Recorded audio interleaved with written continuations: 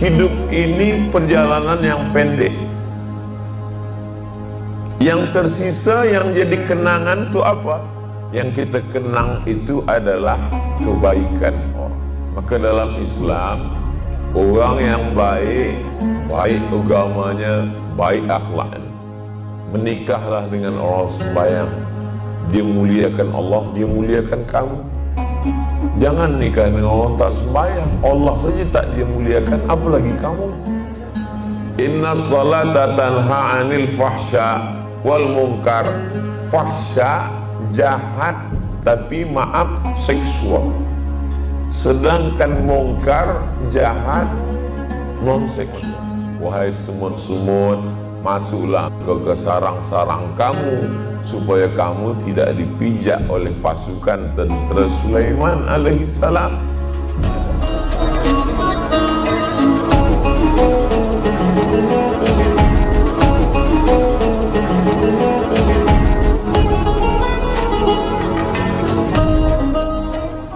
Jadi begitu kita berjumpa dengan orang baik, al-hayatu rihlatun qasiratun. Hidup ini perjalanan yang pendek. Yang tersisa yang jadi kenangan itu apa? Wa ma tabqa illa dzikrul hasan. Yang kita kenang itu adalah kebaikan orang. Cubalah kita kenang. Masa kita sekolah, siapa yang kita kenang? Dua, yang paling baik, yang paling jahat. Masa kita belajar di universiti, dua, yang paling baik. Cakap. Kalau dia sudah rosakkan hati kita, apa kata orang Melayu, galah patah boleh disambung, kaca retak boleh direkat, hati yang sakit kemana ubat akan dicari. Saya orangnya tak dendam, tapi kuat ingat. Dia sebut nama pun kita dah ingat, oh perbuatan dia. Begitulah akhlak. Maka dalam Islam, orang yang baik, baik agamanya, baik akhlaknya. Keutamaan akhlak itu daripada ajaran agama. Semua ajaran agama kita ni ujungnya akhlak. Kalau kita tengoklah, semua daripada sembahyang, daripada puasa, daripada haji, daripada umrah, target akhir last sekali yang nak diambil itu adalah akhlak. Kita ambil contoh sembahyang.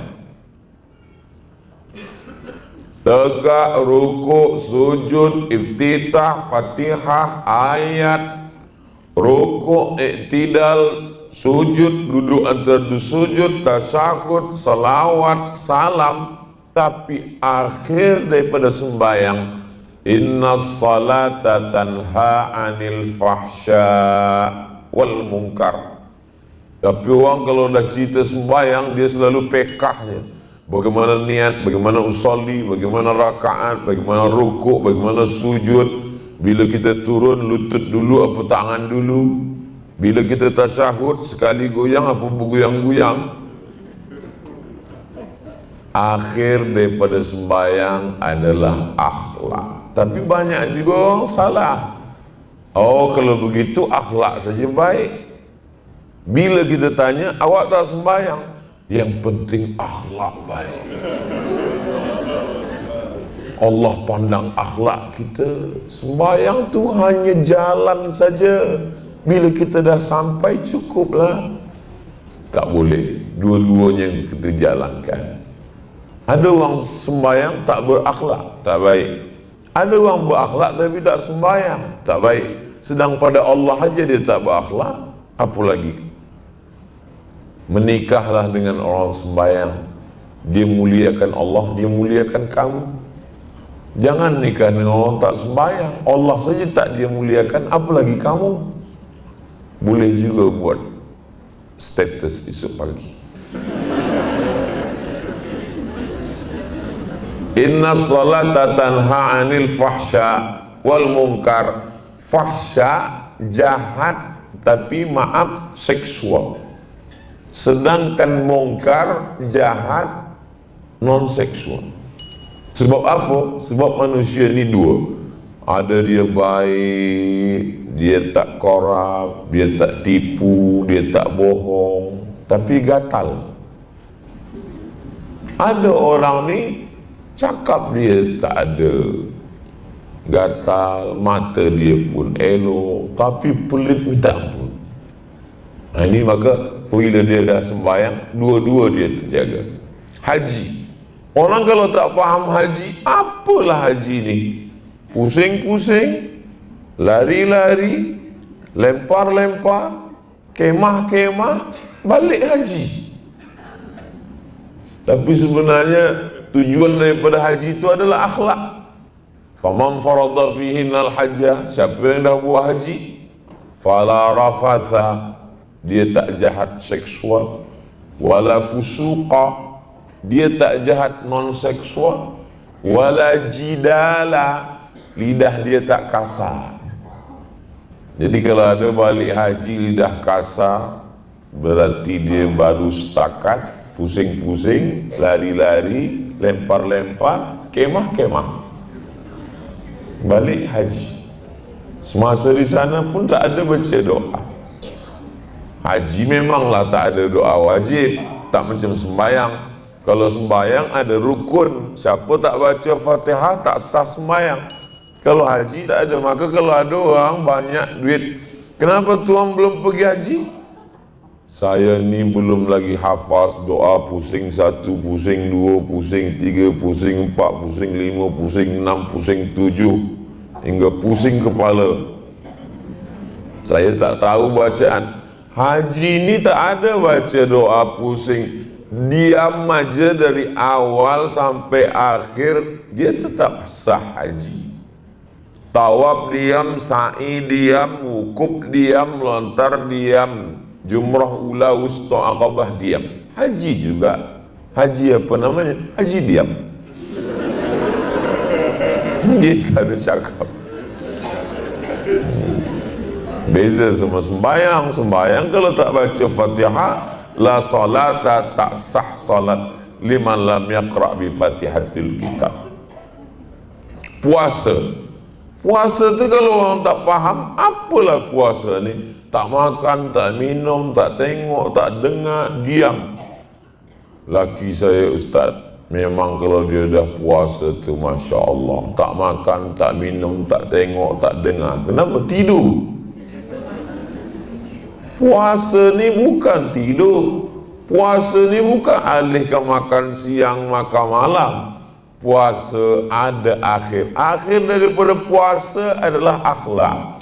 Mana akhir puasa? Ya ayyuhalladzina amanu kutiba alaikumus siyamu kama kutiba alal ladzina min qablikum la'allakum tattaqun. Takut pada Allah. Jadi kalau ada orang yang haji, puasa, sembahyang, tak berakhlak, maka dia tak sampai pada hakikat Islam. Islam ni amat sangat halus. Ada seorang ulama namanya Ibrahim bin Adham.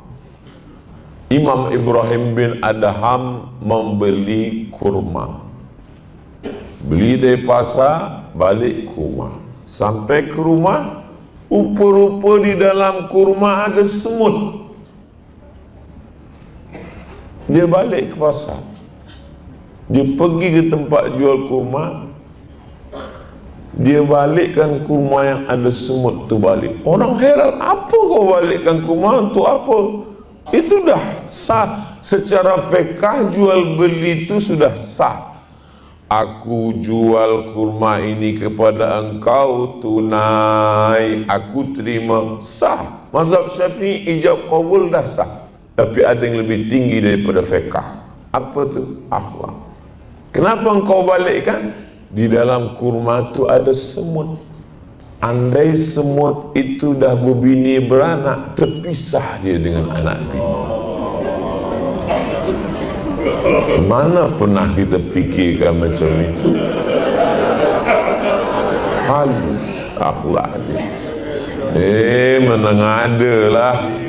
Balik dari sini esok susah kita nak buka kurma satu-satu. Kalau saya ustaz, sama-sama semutnya saya makan.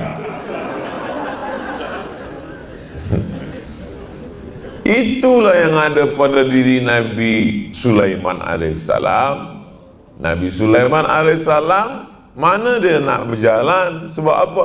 Sebab dia dengar ada pasukan semut. Wahai semut-semut, masuklah ke sarang-sarang kamu, supaya kamu tidak dipijak oleh pasukan tentera Sulaiman alaihissalam. Ada akhlak kepada binatang. Nabi sallallahu alaihi wasallam cakap, apa kata Nabi? Idza zabahtum fa ahsinu zabhah. Kalau kamu menyembelih haiwan, sembelihlah dengan baik. Macam mana menyembelih dengan baik? Falyuhidda syafratahu, pisaunya tajam. Wal yurih zabihatahu, matinya tenang. Tak boleh potong dengan tulang, tak boleh potong dengan kuku. Maka dalam Islam tak boleh potong bunuh dengan elektrik, tak boleh dengan air, dituang air hingga mati, tak boleh. Maka disembelih dengan lembut. Bismillahi Allahu Akbar. Kenapa sembelih itu tak Bismillahirrahmanirrahim, Ustaz? Dia tak sesuai. Rahman sayang, Rahim kasih. Kalau kasih tak sayang, tak potong. Takkan Bismillahirrahmanirrahim potong, kata kambing, kata kau kasih sayang, kenapa kau potong juga? Maka dia cakap Bismillahi Allahu Akbar. Dengan nama Allah, Allah yang maha besar, kubalikkan makhluk ini kepada engkau ya Allah. Saya ni kalau bagi tazkirah, suara saya memang keras. Maka orang cakap, Ustaz Somad itu ustaz yang keras. Suara saya saja, hati saya lembut. Saya seumur hidup tak pernah motong ayam. Tak sampai hati saya menengok ayam tu mati. Tapi kami tonton ada di YouTube orang ustaz tengok potong kerbau, potong lembu. Itu 2 tahun lepas, sebab ada training untuk slaughter, potong. Bila kami dah buat training, dia cakap, Ustaz, inilah masanya, potong. Takkan saya cakap tidak. Nampak saya penakut. Saya potong, bismillahirrahmanirrahim. Tapi lepas tu tak ada.